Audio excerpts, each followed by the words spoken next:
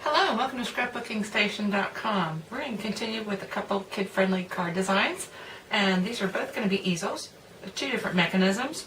So I'm going to put the camera over my shoulder and we'll get started. Okay, we're going to start off with these pieces. So I've got two rectangles, a solid, this is my Early Espresso 2x3, and then a pattern paper in my Hello Honey, which is 1.5 by 2.5. And you just want to mark off the centers. So these two rectangles are pretty quickly going to become a pair of kites. So I've marked all the centers, and all you want to do is come around each of these, putting your marks into the groove and slicing across. And you want to keep these outside edges as well. So I'm going to do that on both of my rectangles. Once you have all these pieces cut out, the next thing you want to do is prepare your panel.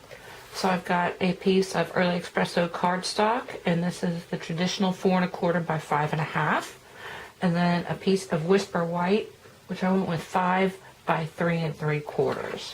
So go ahead and adhere this to the front of this card, and then we'll start putting together the kites. So because this is double-sided, you want to pick which pattern you want for which kite, but your four corners become the inside of your solid piece, and then your solid piece gets positioned on your card, and this one will go on top. And the only thing is, as I'm putting these on there, I want to leave this up enough to put the kite tail. So I am not going to glue it right to the point on this bottom edge, just a couple dots. I chose to separate these a little bit, but you could put them end to end. And then lastly, I'm going to position the center.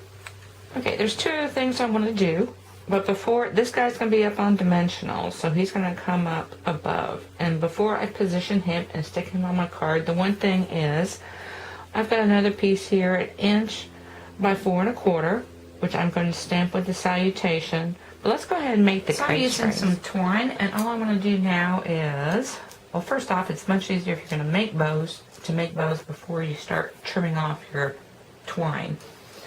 And then you want to secure both ends. If you've got something like a little paintbrush, it just makes it easier to thread through. Then you're just going to want to thread through it and knot.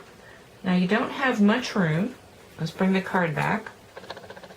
So maybe 1/2 inch. We're going to curl it a little bit for both of these. Maybe this one 2 inches. So you want to try and put as much in this little space as possible. So all I'm going to do is knot and trim. And I've taken my twine for the one in the background and separated it so it's a little bit thinner. This one is the full, I think it's like 9 strands. So let me do that. I'm also going to try and use some coordinating ribbon as well. Once I created my two kite tails, I just try and position them a little bit. So I went ahead and attached this guy on dimensionals. And then forget what I said about leaving this undone, because I decided the bows were too cute. And so left both the tails hanging before I decided to position this. And all I've done is taken my Versa marker and kind of random stamped the background. And then once I decided where my tails were going to go, went ahead and inked stamped the salutation. So last thing, you take a couple dimensionals adhered to the tips. And I'm just going to add one more down toward the bottom. So whatever knot that is the largest, just pick that off of there, and then let the rest of it kind of play. And so anything that I could do, the more interesting your kite tails, the better. And so now all that's left is some trimming, and that's going to be my card front. So now for this card, we're going to do a panel easel. And so now all I need to do is make the easel mechanism in the back. And so how you do that is actually 2-for-1's the best way to create this. Let me zoom in on my schematic. So I've got a 2.5 by 2 piece of coordinating cardstock. So by coordinating, I'm going to use the same color that I'm using for the and then you want to score 1/2 inch on either side, and then slice it in between your score lines diagonally. And so what you end up is with two pieces like this. And then just for stability, just go ahead and snip it this way and this way. And these lines are my glue lines. So I'm going to flip this over. And you want to position your easel mechanism with the score line centered, but lift it up a little bit off of the base. By a little bit, I mean about 1/8 of an inch. And then you just want to glue behind here and here. So when it's attached to the back, it's going to look something like this. So I've got my little mechanism, and it doesn't matter whether it folds down or folds up, like so. But when you mail it, it will mail flat. But when whoever gets it wants to display it, all they need to do is fold this back,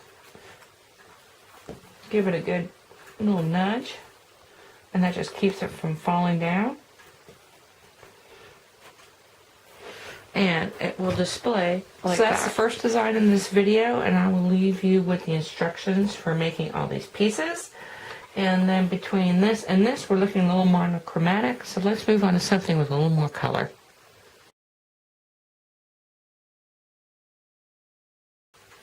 Alrighty, to begin the second design, I'm going to use all 5 colors in a template, and this is a 1 1/4 inch circle.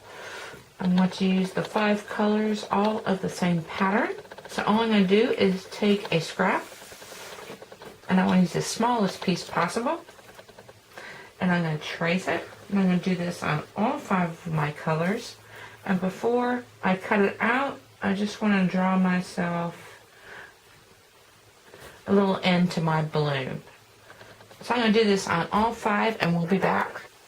Okay, once you have all your balloons cut out, go ahead and knot them around the neck and leave yourself quite a length. Now at this point, after you position them, you could just put a bow, but I like my balloons to be carrying something. So I'm going to make a little envelope.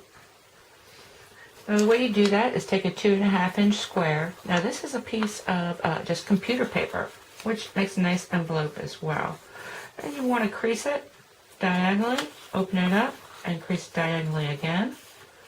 And then to make your envelope, you just want to bring all the points to the center. Not all the points, 3 of the points, because we're going to make it a rectangle, and so you just want to come in a little bit down on this last one, and that's going to make your top flap.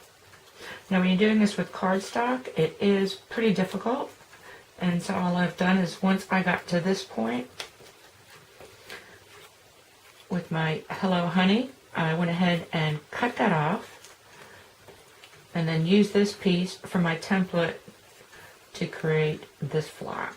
So I'm going to put those together, and then we're going to go ahead and assemble the card. Now for the card base, I'm again using a 5 1/2 by 4 1/4, just in one of the solids. In this case, it's that mossy meadow. Okay, you're going to want to attach each of your balloons one at a time, and so you kind of have an idea where you want it. Have an idea where you want to put your envelope, and a good way to do this is to use some ultra tape, and I just got the tiniest of triangles. Have an idea about where that envelope is going to go. Okay, peel off the back, and all you're going to do is take each of your strings, give it a pretty good pull, and stick it on the ultra tape. Now I'm going to come across with these 4 and do exactly the same thing on my last balloon, which is going to be somewhat centered. I'm going to raise this last guy up. Once I had all the balloon strings down, I went ahead and put my envelope on, and I just attached it at these 4 corners and then trimmed the bottom. And then lastly, pluck off a glue dot and go ahead and attach your coordinating ribbon. Okay, now we're going to look at a different kind of easel. And so all I've got for this easel is a 3 by 4 1/4, so the same width as my card, and I've scored it a 1/4 inch. Then I just took my Versamark and my balloon template, or my Versamarker, traced around that, did a couple of balloons in freehand, and then stamped it with my salutation, also in Versamark. And so what's going to happen now is you're going to want to flip this over.